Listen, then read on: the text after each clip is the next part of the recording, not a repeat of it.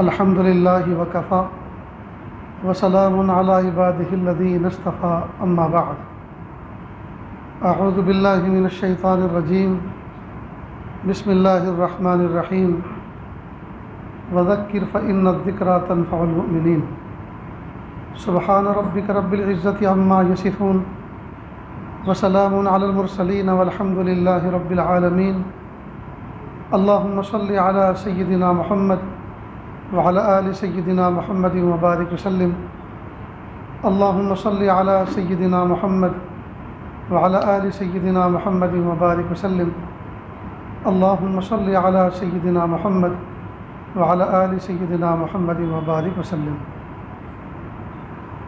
دو چیزیں ہم سب کے سب ذہن میں رکھیں، ایک ہے خلق اور ایک ہے خلق۔ خلق کہتے ہیں بناوٹ کو، یہاں جو ہمارا موضوع ہے کون سی بناوٹ؟ انسان کے جسم کی ظاہری بناوٹ کو خلق کہتے ہیں، اور انسان کے باطن کی سیرت کو خلق کہتے ہیں۔ ظاہری شکل کو خلق کہتے ہیں اور باطنی شکل کو خلق کہتے ہیں۔ اس ظاہر کو صورت کہتے ہیں اور باطن کو سیرت کہتے ہیں۔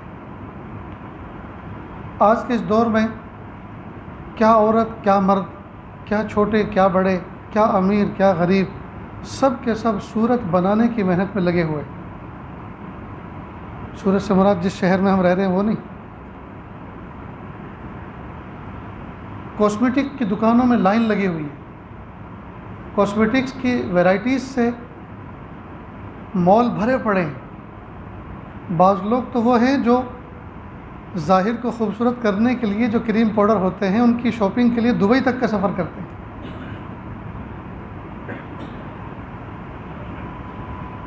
یہاں تک کہ نوجوان لڑکیوں کا یہ حال ہے کہ اپنے کاسمیٹکس کے باکس کو چھپا چھپا کے رکھتی ہیں کہ میں نے جو کریم منگائی ہے اس کا پتہ کسی کو نہ چل جائے۔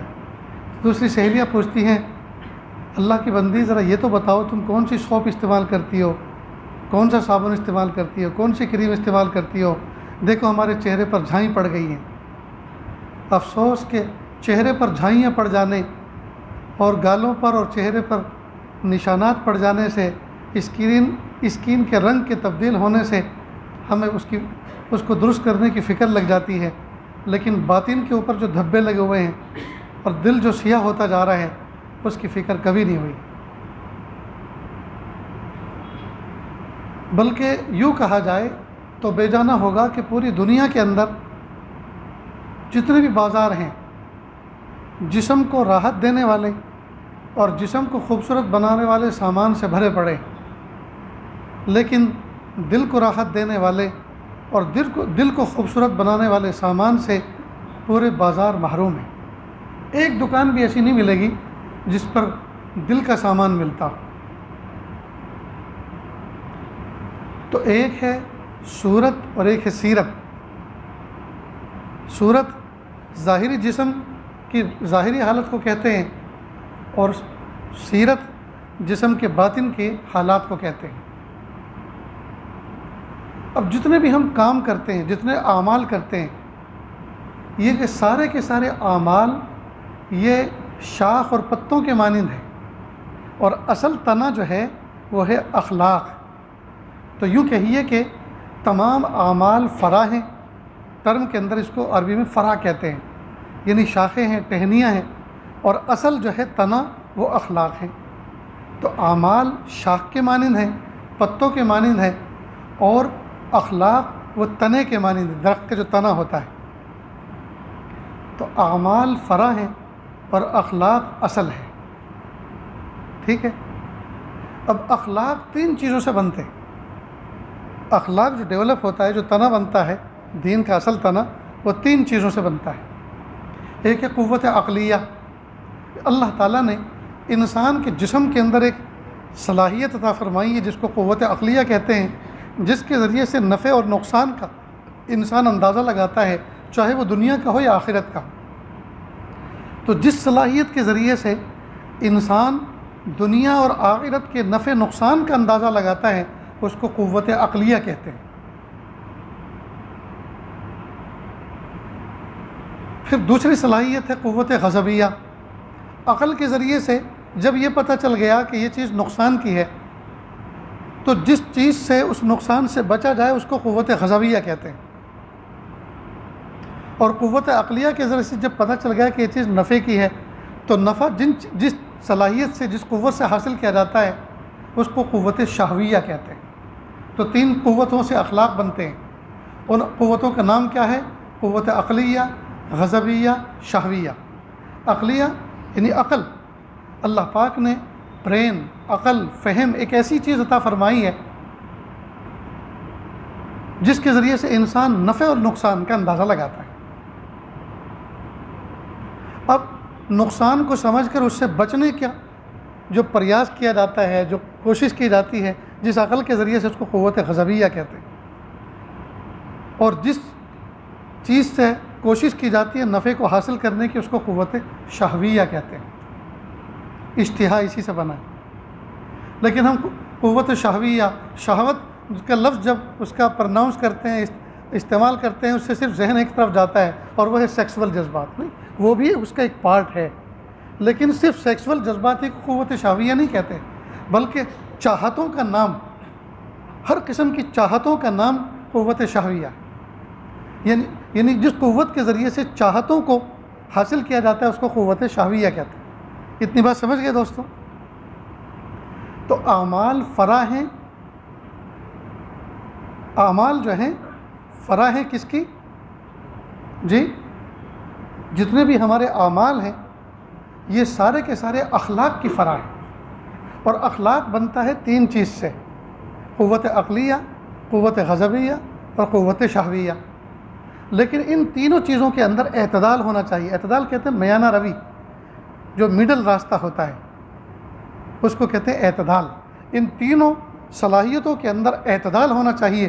وہی ہے پھر بہترین انسان، وہی ہے بہترین بندہ.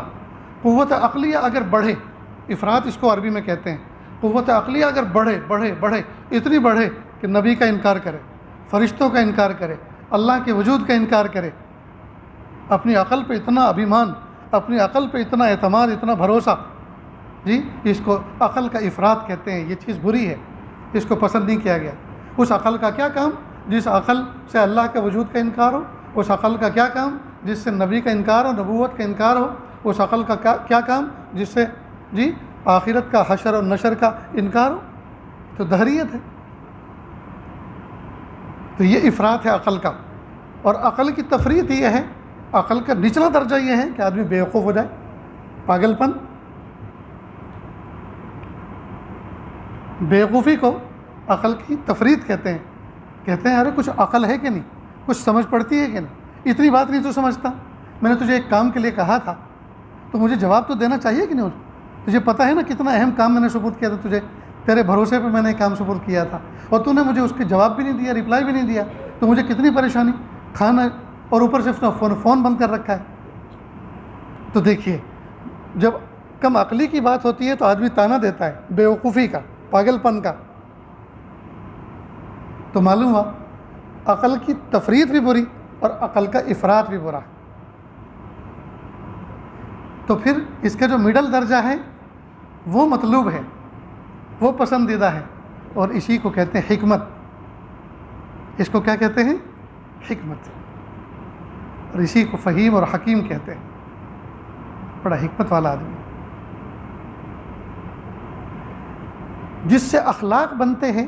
دوسری قوت اس کو قوت غضبیہ کہتے ہیں. یعنی ایک انرجی ہے انسان کے اندر، ایک پاور ہے، غصہ، جس کے ذریعے سے انسان اپنے نفع نقصان، جس کے ذریعے سے نقصان سے بچتا ہے بندہ. نفع کو حاصل کرنے والی چیز تو الگ ہے، قوت غضبیہ. اور اس چیز کا ہونا بھی ضروری ہے، لیکن اس کا افراط یہ بھی منع ہے. مثلا کوئی آدمی ہر وقت غصے میں رہتا ہو، لا کے رکھتا ہو، ہر وقت بھیڑیا بنتا، کسی کو یوں مارتا ہے، کسی کو یوں کوہنی، کسی کو یوں پنچ، اور کسی کو زبان سے بولی سے، اور کسی کو گولی سے، ہر وقت ڈون قسم کا بن فرعون بنا پھر رہا ہے. یہ چیز، یہ قوت غضبیہ کے افراط ہے.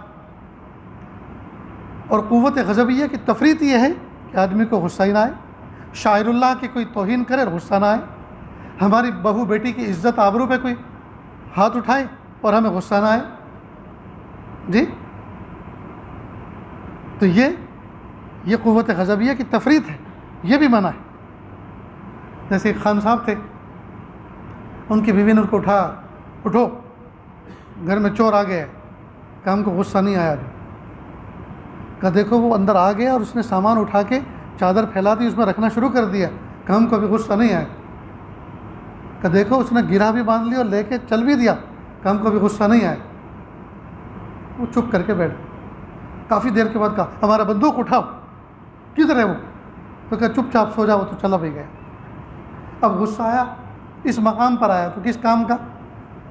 جب موقع پہ جہاں آنا تھا وہاں تو آیا نہیں جی.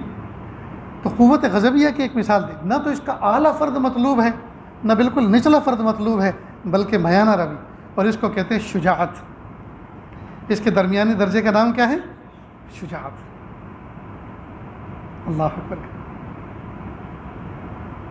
حکمتوں کے ساتھ، بہادری کے ساتھ حالات کا اندازہ لے کر آدمی اس معاملے کو فیس کرے، وہاں اڑے، اس کو کہتے ہیں شجاعت. حکیمانہ شجاعت ہے.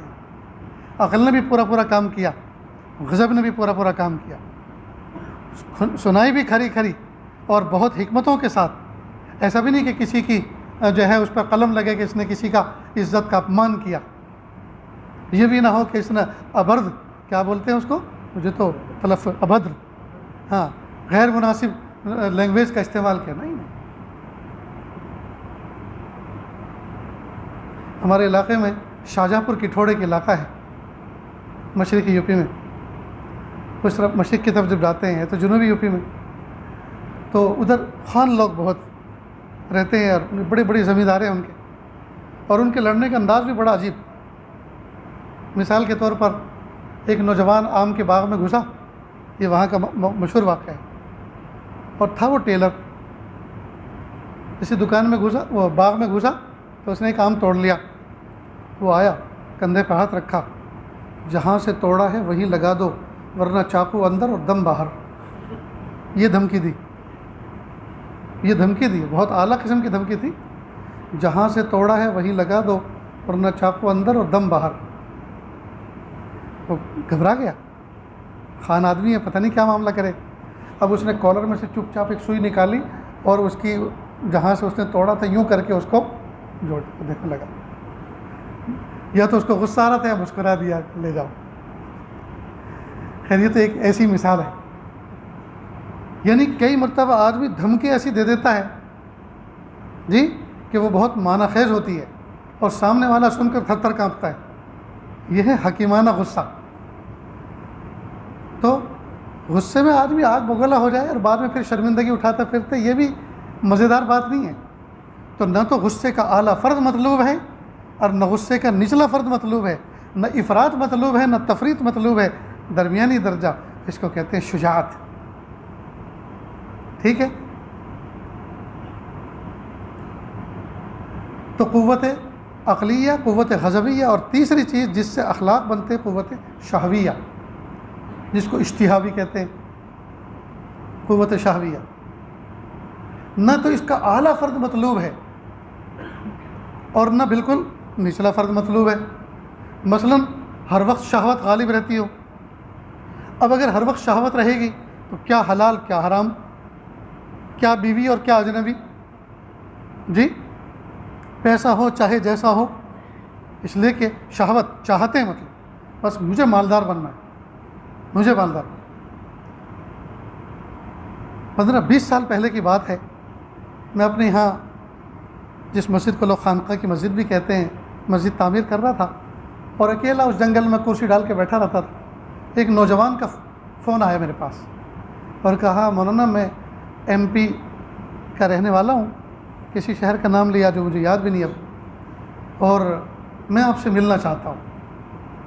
میں نے کہا دیکھو بھائی، اس وقت میں کاموں میں مصروف ہوں اور اپنے گھر میں بھی نہیں. گھر تو گاؤں میں تھا، میں تو باہر جنگل میں مسجد کی تعمیر چل رہی ہے وہاں بیٹھا ہوا ہوں.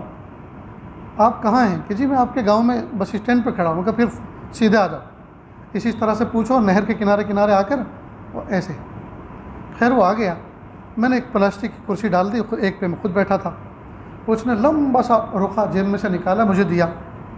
میں نے جب اس کو پڑھنا شروع کیا، سچ مانو میں باوضو ہوں، خانہ خدا میں بیٹھا ہوں، تھوڑی دیر کے لیے میں اندر سے کانپ گیا اور مجھے ذرا سی کرسی تھوڑی سی اپنی پیچھے ہٹانی پڑی، یعنی وہ اتنا ڈینجر آدمی تھا۔ دیکھنے میں مولوی کا لباس، ٹوپی، چہرہ سرخ سفید، لیکن اس نے جو کارنامے اس خط میں لکھے تھے، تھوڑی دیر کے لیے میں بھی ہل گیا اندر سے۔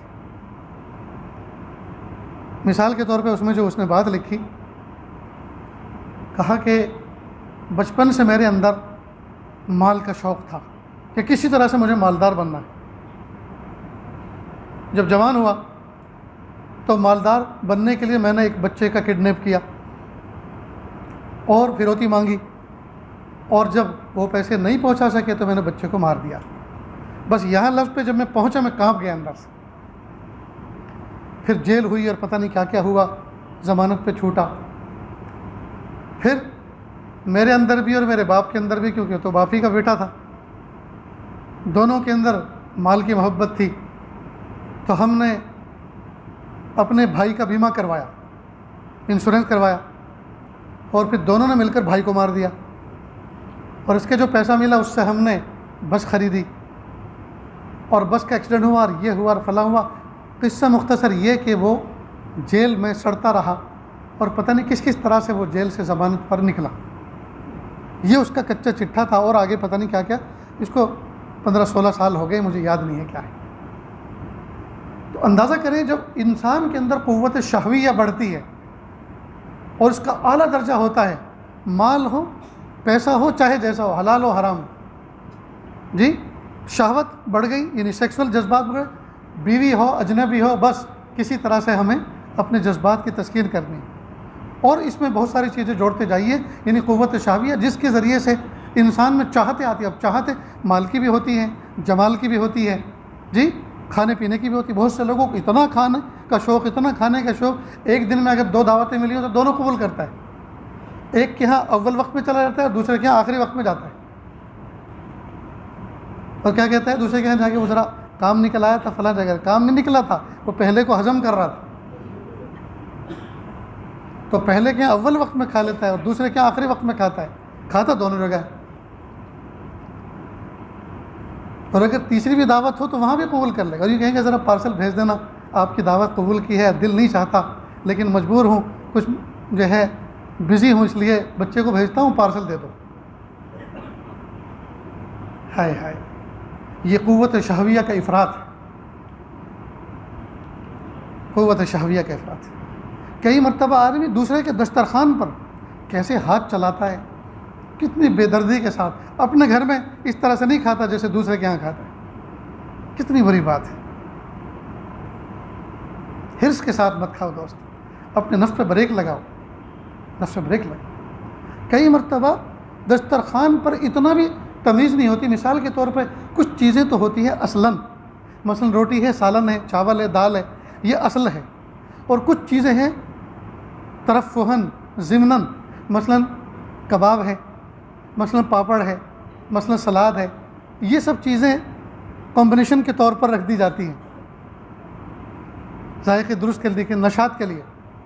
اب کوئی آدمی، اب مثال کے طور پہ 5 آدمی دسترخوان پہ بیٹھے ہیں، تو اس نے 5 کباب رکھے، بھئی ہر ایک حصے میں ایک ایک آ جائے، یہ 5 اس نے برگر رکھے۔ اب ایک نے ایک تو کھا لیا، دوسرے نے روٹی شروع کر دی، اس نے سوچا یہ تو بہت اچھا، ایک اور کھا رہا ہے، تو اپنا تو کھایا، دوسرے کا بھی کھا گیا۔ کتنی بھدی بات ہے یہ۔ کباب 3 اور 4 اپنے پلیٹ میں اتار لیں، اور جب ختم ہو گئے دوسرے لاؤ۔ اور کتنی بے غیرتی کی بات ہے، لوگ ولیمے میں، لوگوں کی تقریبات میں جاتے ہیں، اب وہ ڈش آئی سامنے، اب دال اتار رہے ہیں، بوٹی گئے، بھائی ادھر آؤ گوشت لے کر آؤ۔ اللہ اکبر، کبھی گوشت کھایا نہیں؟ کتنی بے غیرتی کی بات ہے کہ دوسرے گھر میں یہ کہنا کہ گوشت لے کر آؤ۔ ارے جو کچھ آ گیا آپ کے قسمت میں، کیا پتہ اس کے ہاں اگلے کے ہاں بس اتنا ہی تھا، پوری ڈش بھر کے اس نے آپ کے سامنے رکھ دی، جو کچھ تھا یہی تھا۔ آپ کا جو حصے کا جو بچے گا وہ گھر والے کھائیں گے، اور تم یہ ہے کہ تم ان سے اور کا مطالبہ، مزید کا مطالبہ کر رہے، بہت بری بات ہے، بہت بری بات ہے۔ دوسرے کے یہاں اس طرح سے کھاؤ جس طرح دوسرے کو اپنے یہاں کھلاتے. جب اپنے یہاں کوئی دوسرا کھاتا ہے اس وقت ہم کیا تمنا رکھتے ہیں؟ عزت سلامت رہے جی، روٹی ٹوٹنے نہ پڑے. ٹوٹنے کا مطلب اردو میں ایک محاورہ ہے، یعنی عزت کے فالودے نہ ہو جائے، کم نہ پڑ جائے کوئی چیز. اس لیے میں اپنے دوستوں کو کہا کرتا ہوں اگر ڈش وغیرہ کھانے کے آئٹم بہت محدود ہیں، افراد زیادہ ہیں، تو جو کچھ ہے نا مثلا کوکر میں بنا ہوا ہے تو وہ کوکر لے کر بیٹھ جاؤ دسترخوان پہ. کبھی دیکھو محاذر ہے اور مل بانٹ کے کھا لو، اللہ تعالیٰ اس میں برکت عطا فرمائے، تاکہ پتہ چل جائے کہ کوکر سے ڈائریکٹ نکالنا ہے. پھر یہ مسئلہ ہی نہ رہے کہ کچھ اور لے کر آؤ. کھانے والا پہلے سے اپنی طبیعت اور نیت بنا لے کہ بس اسی سے گزارا کرنا. عجیب بات ہے دوست. تو قوت شہویہ کا افراط بھی برا اور تفریط بھی بری. تو افراط یہ ہے کہ حلال ہو حرام ہو سب چلے گا، اور تفریط یہ ہے کہ حلال میں بھی احتیاط کرے. مثلا ایک نوجوان بچے کی جو ٹھیک ٹھاک سا بچہ تھا، صوفی صافی مزاج تھا جی، لیکن قوت شہویہ کے اعتبار سے تفریط تھی. حال یہ تھا کہ نکاح ہو گیا تو کسی بزرگ کے پاس حضرت دعا کرنا، گناہ بہت ہوں گے. آپ کے اندر بھی تفریط ہے کہ کچھ سمجھے ہی نہیں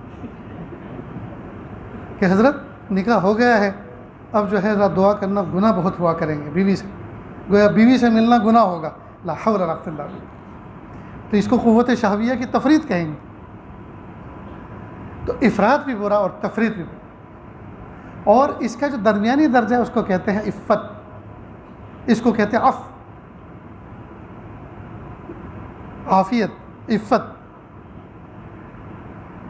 اس کو عفت کہتے ہیں. بہرحال اللہ کے محبوب صلی اللہ علیہ وسلم نے دعا فرمائی اللہم انی اسألک العفہ والعافیہ. تو قوت شہویہ کے درمیانی درجے کو، اعتدال کو عافیہ کہتے ہیں، وہ عفت کہتے ہیں.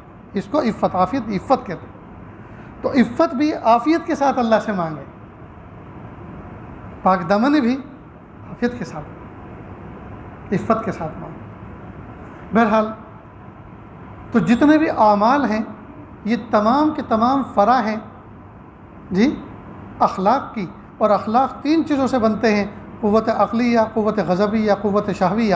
اور یہ جو تین ہیں ان کے اندر بھی اعتدال ہونا چاہیے، تب یہ بہترین مومن بن کر دھرتی پر زندگی گزارتا ہے.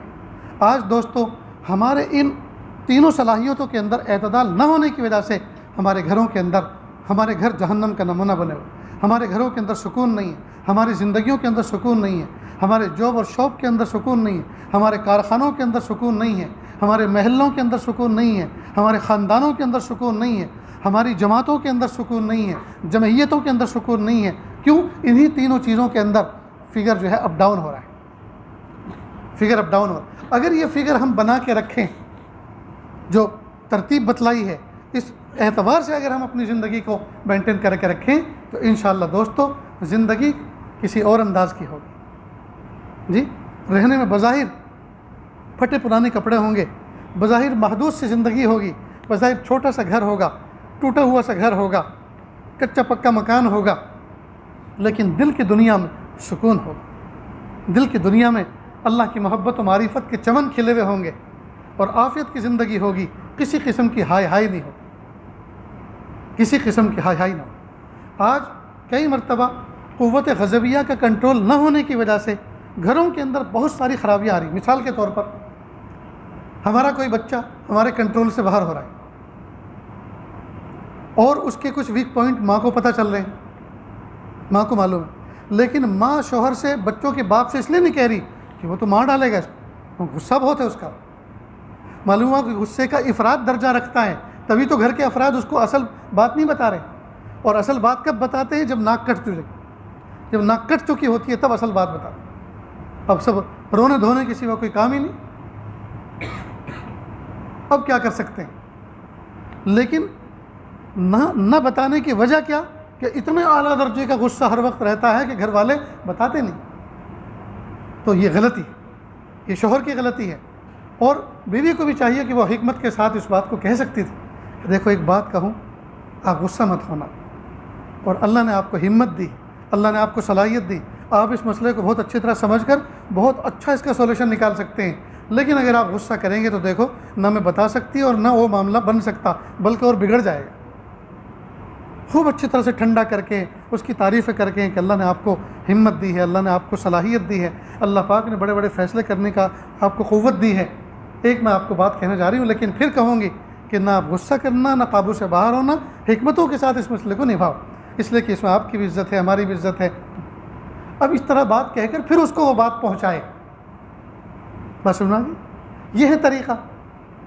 بہرحال ہمارے گھروں کے اندر غصے پہ یہ قوت غضبیہ کے اعتدال نہ ہونے کی وجہ سے ہمارے بہت سارے کام بگڑ رہے ہیں۔ ماں کو پتہ ہے بچی غلط راستے پہ چل رہی ہے، ماں کو پتہ ہے کہ یہ گھنٹوں گھنٹوں کسی سے جڑی ہوئی یہ بات کر رہی ہے، لیکن وہ کہہ اس لیے نہیں رہی ہے کہ شوہر کا جو ہے غصہ وہ اعلیٰ درجے کا ہے، ہر وقت ساتویں آسمان پہ رہتا ہے۔ اب معاملہ بگڑتا جا رہا ہے، خود کے اس کے اندر اتنی صلاحیت نہیں ہے کہ وہ معاملے کو نپٹا لیں، اور کہتے اس لیے نہیں ہے کہ کوئی گھر میں اللہ نہ کرے خون ہو جائے، وہ اس درجے کا ظالم اور جابر قسم کا آدمی ہے، تو قوت غضبیہ کے نقصان پھر پورا خاندان بھگتتا ہے کئی دفعہ۔ اسی طرح جب تفریط ہوتی ہے اس میں بھی یہی حال کہ جس موقع پہ غصہ آ رہا ہے، ایک مرتبہ لا کے شعر کے انداز سے کر کے کسی کو دھمکی دی جا سکتی تھی، لیکن جب معاملہ بہت آگے بڑھ گیا اور ہمارے ہاتھوں سے نکل گیا، اب چاہے جتنا کرو وہ تو ہاتھ سے نکل چکا ہے معاملہ۔ میرے بھائیوں، اس مضمون کو خوب اچھی طرح سے سمجھیں بھی اور اپنے گھر والوں کو سمجھائیں بھی، اور حکمتوں کے ساتھ بچوں کو سونے کا لقمہ کھلاؤ، لیکن بچوں پر ہر وقت غیر مطمئن رہو، بچوں پہ اطمینان نہ کرو، بچوں پہ اطمینان نہ کرو۔ اور اس سیل فون نے تو دوستو اچھے اچھے گھروں میں آگ لگا دی، اچھے اچھے گھروں میں آگ لگا دی۔ اگر میں اس موضوع پہ بات کرنا شروع کروں تو بات بہت لمبی ہو جائے گی، لیکن آپ سمجھدار ہیں سب کے سب، اور مجھ سے کہیں زیادہ آپ سمجھدار ہیں، اس لیے اللہ کے واسطے، اللہ کے لیے اللہ سے مانگو بھی، اور گھر کی تعلیم کو مضبوط کرو دوستو، گھر کی تعلیم کو مضبوط کرو۔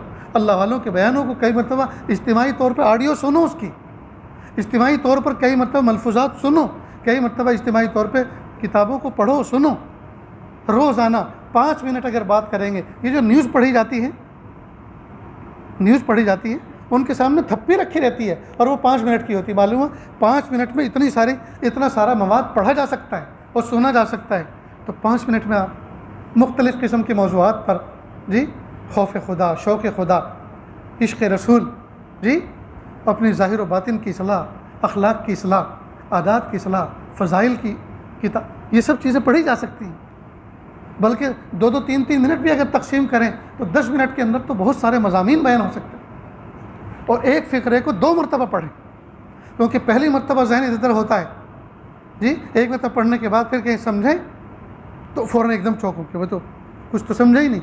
اب جب دوبارہ پڑھیں گے تو اب حضوری کے ساتھ، اور کئی مرتبہ چھوٹے بچے ہوتے ہیں، اب آپ نے دیکھا کہ انہوں نے حضوری کے ساتھ سنیں، بیٹا میں نے ابھی کیا پڑھا، ابو میں غافل تھا، ارے بیٹا دھیان سے پڑھ، سنو نا، چلو میں دوبارہ پڑھ رہا ہوں۔ اس طرح سے مطالبہ کر کر کے پڑھو، ورنہ کئی مرتبہ تعلیم ہوتی ہے سب یہ سمجھتے ہیں میرے لیے تھوڑی ہو رہی، دوسرے سننے والے بیانوں کا نفع بھی اس لیے نہیں ہو رہا، ہر آدمی اس لیے سنتا ہے کہ میں اس کا مخاطب نہیں ہوں، میں اس کا مخاطب نہیں۔ اگر ہر بندہ اس نیت کے ساتھ سنے میں ہی اس کا مخاطب ہوں، میرے اندر میری بات اور میری زندگی کی کتاب پڑھ کے سنائی جا رہی ہے، اور مجھے سمجھایا جا رہا ہے، اور مجھے فوکس کیا جا رہا ہے، اور مجھے ان باتوں پہ انشاءاللہ عمل کرنا ہے، اور نیت کر کے آئیں پیارے اللہ، بہت زمانہ ہو گیا سنتے سنتے، میرے پیارے اللہ آج تو کوئی ایسی بات سنوا دیجئے کہ زندگی دل پہ لگے اور زندگی کی تعمیر ہو جائے۔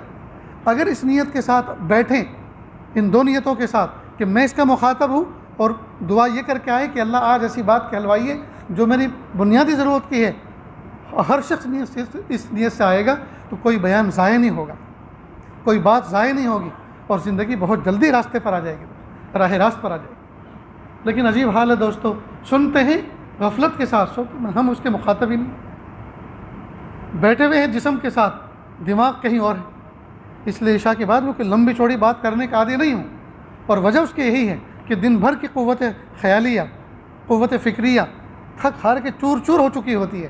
اکثر بیشتر شہروں میں مغرب بعد اور عشاء کے بعد کھانے کا معمول ہوتا ہے، بھوک الگ سننا نہیں دیتی، تھکن الگ سننا نہیں دیتی، اور عشاء کے بعد کوئی ضروری کام ہوتے ہیں، بہت سی ملاقات ہوتی ہیں، اس کا تصور آتا ہے، وہ سننے نہیں دیتا، تو بتائیے لمبی بات کر کے کیا فائدہ؟ تو جسم کی حضوری تو مطلوب نہیں ہے، اصل تو روح کی حضوری ہے۔ کئی مرتبہ آن لائن سن رہے ہیں وہ حضوری کے ساتھ سنتے ہیں، اور کئی مرتبہ آف لائن سامنے بیٹھے ہوئے ہوتے ہیں اور وہ غائب ہوتے ہیں۔ جو غائب ہے وہ حاضر، اور جو حاضر ہیں وہ غائب۔ بہرحال یہ چند باتیں آپ کے سامنے پیش کی۔ اللہ تعالیٰ سے دعا ہے اللہ رب العزت ہمارے ظاہری اعمال کو بھی اچھا کر دے، اور ظاہری اعمال جو اصل اخلاق سے پیدا ہوتے ہیں، اصل اخلاق کو بھی اللہ پاک ہمارے اچھا کر دے، اور اخلاق جن چیزوں سے، 3 صلاحیتوں سے پیدا ہوتے ہیں، اللہ پاک ان کا بھی حد اعتدال عطا فرما دے، اور اعتدال کا درجہ ہم سب کو وافر مقدار میں عطا فرمائے۔ وآخر دعوانا ان الحمد للہ رب العالمین۔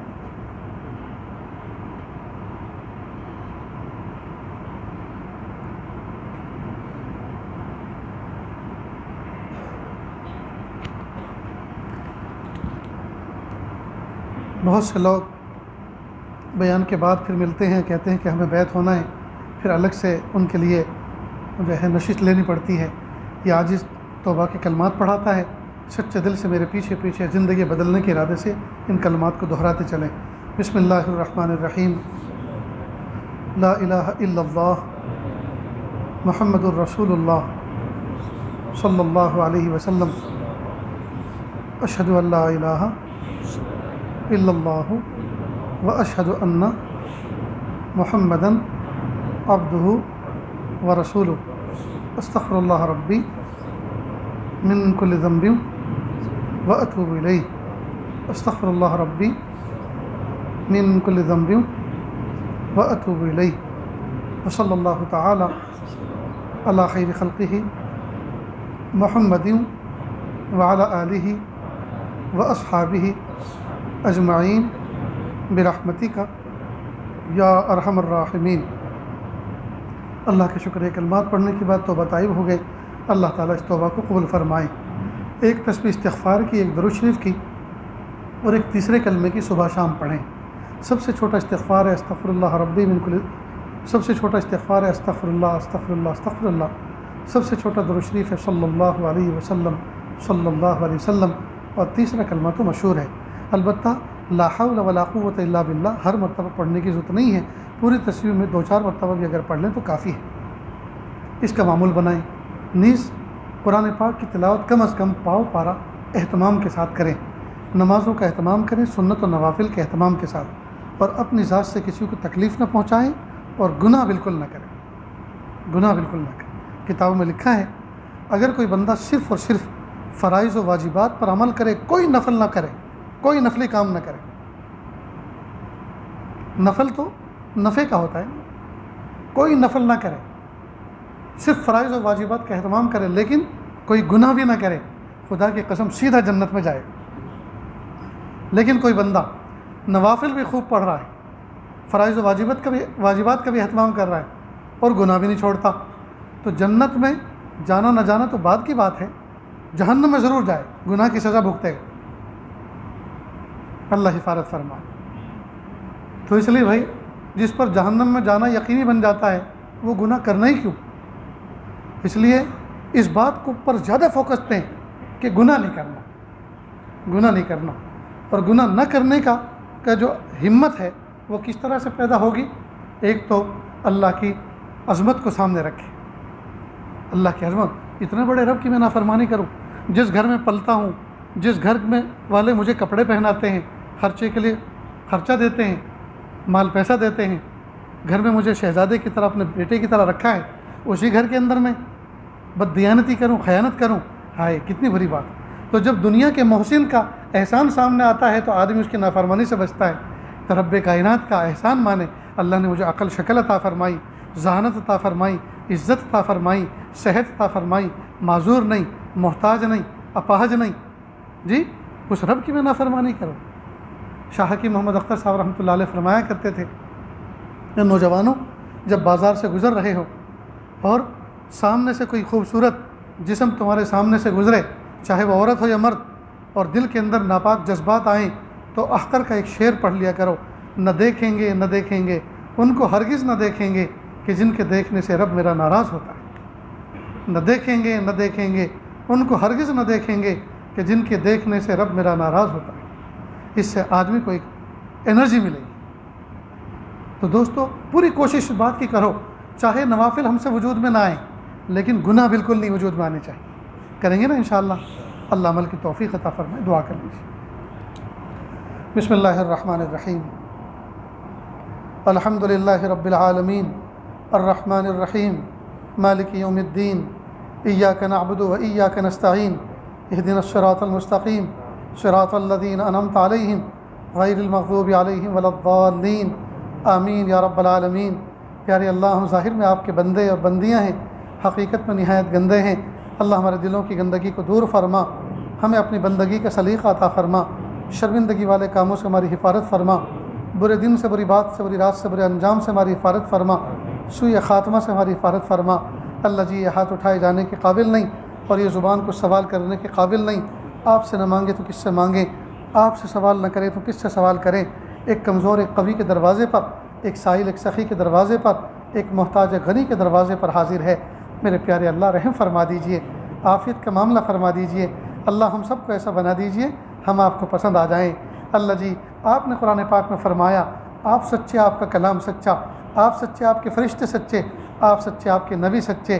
سچے رب نے سچے فرشتے کے ذریعے، سچے کلام میں، سچے نبی پر یہ پیغام بھیجا، ادعونی استجب لکم، مجھ سے مانگو میں تمہاری دعاؤں کو قبول کروں گا۔ میرے پیارے اللہ، ہم آپ سے مانگ رہے ہیں، اور بچہ جب اپنے ابا سے کوئی چیز مانگتا ہے تو باپ چونکہ حکیم ہوتا ہے، باپ سمجھدار ہوتا ہے، تو بچہ جب کوئی چیز مانگتا ہے تو باپ غور کرتا ہے جو چیز یہ مجھ سے مانگ رہا ہے کیا یہ چیز اس کے لیے مناسب ہے۔ مثلا پڑوس کے گھر کے اندر کوئی بچہ اگر چھری دیکھ کر آیا اور اپنے گھر میں آ کر کہے ابا آپ نے مجھے کہہ رکھا ہے نا بیٹا جب بھی کوئی چیز چاہیے تو مجھ سے کہنا، میں لا کے دوں گا، ابو مجھے ایک چھری بہت پسند آئی، وہ چھری لا کے دو مجھے جو کھیلنے کے لیے، تو باپ غور کرتا ہے نہیں چھری اس بچے کے لیے مناسب نہیں ہے، چھری کھلونا نہیں بن سکتا، چھری سے کھیلنا اس بچے کے لیے بہت مضر ہے، نقصان کرا بیٹھے گا، زخم لے بیٹھے گا، ہاتھ پیر کٹوا بیٹھے گا۔ میرے پیارے رب، ایک دنیا کا ابا اتنا حکیم ہوتا ہے، جب بچہ اس سے مانگتا ہے چھری تو چھری مانگنے پر وہ حکمت پر غور کرتا ہے اور بچے کو چھری لا کے نہیں دیتا بلکہ چھری سے بہتر چیز لا کے دیتا ہے۔ میرے پیارے اللہ، جب دنیا کا ابا اتنا حکیم ہوتا ہے، آپ تو ہمارے ربا ہیں، آپ تو احکم الحاکمین ہیں، احکم الحاکمین ہیں، آپ تو خالق ہیں، مالک ہیں۔ جب ہم آپ سے مانگتے ہیں کچھ تو یقیناً آپ ہماری مصلحتوں پہ غور فرماتے ہیں۔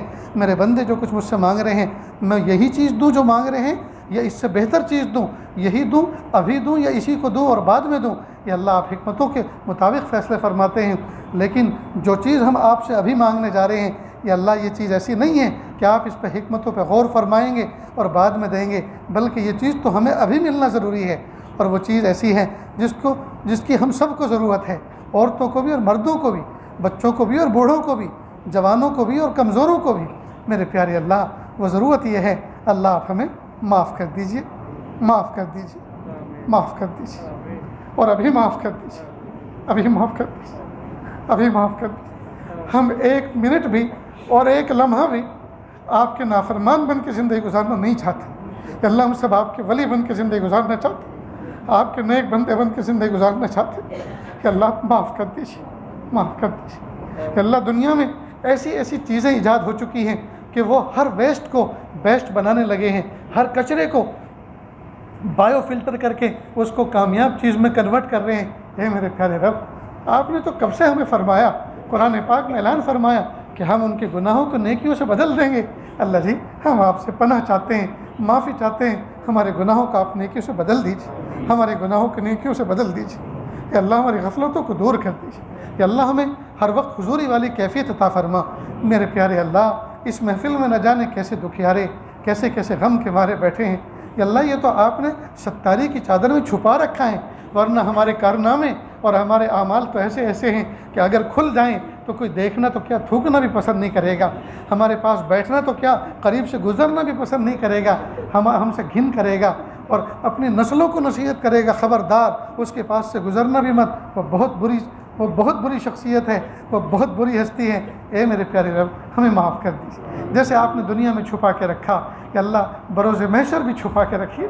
پیارے اللہ، دنیا کے اندر 4 بندوں کے سامنے کی رسوائی برداشت نہیں ہو سکتی کہ اللہ قیامت کے دن اگر رسوا ہو گئے، قیامت کے دن اگر آپ نے ہم میں سے سب کو تنہائی میں بلایا اور کہا اے میرے بندے سن، دیکھ تو نے جتنے کالے گورے دھندے کیے تھے راتوں کی تنہائیوں میں اور کمرے کی تنہائیوں میں، تو نے جو کچھ کام کیے تھے ہم نے اپنے فرشتوں کے ذریعے سے سب کو محفوظ کروایا تھا۔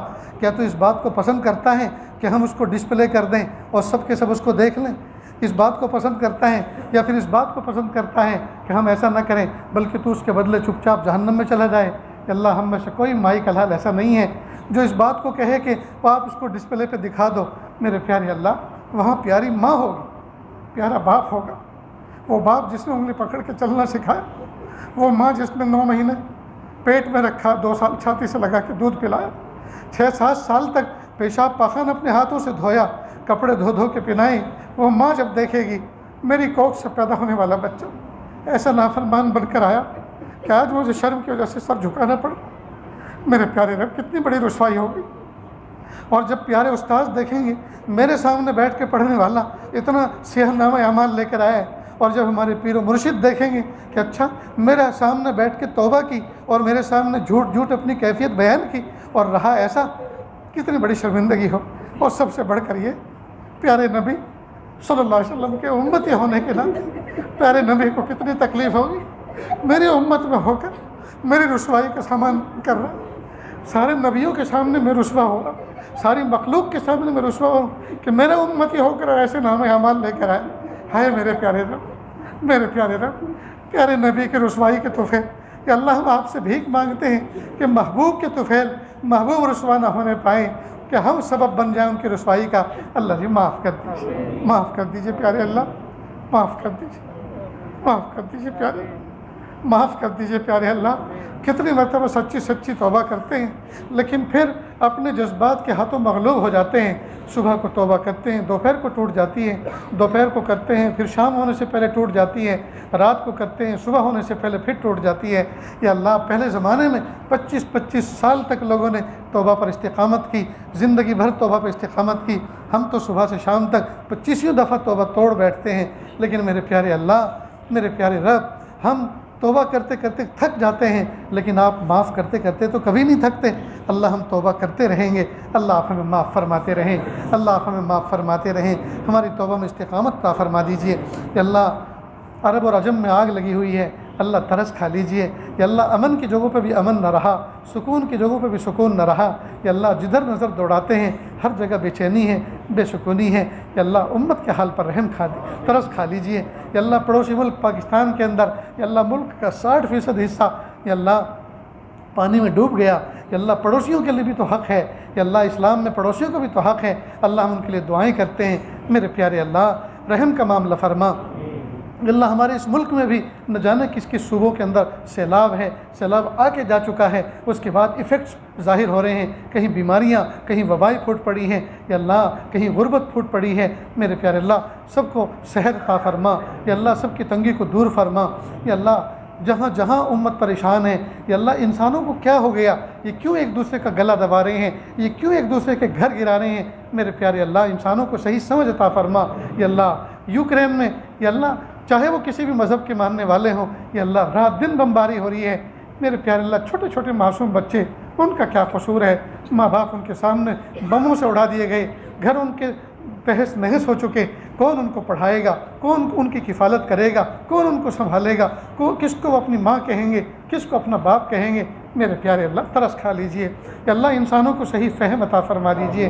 یا اللہ اور بھی بہت سے ممالک ہیں جو ہر وقت جو ہے لڑائی کے در پر ہیں، میرے پیارے اللہ انسانوں کو فہم عطا فرما، انسانوں کو صحیح سمجھ عطا فرما۔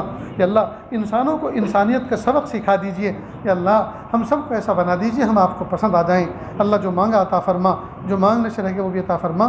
وصلی اللہ تعالی علی خیر خلقہ محمد و آلہ و اصحابہ اجمعین برحمتک یا ارحم الراحمین۔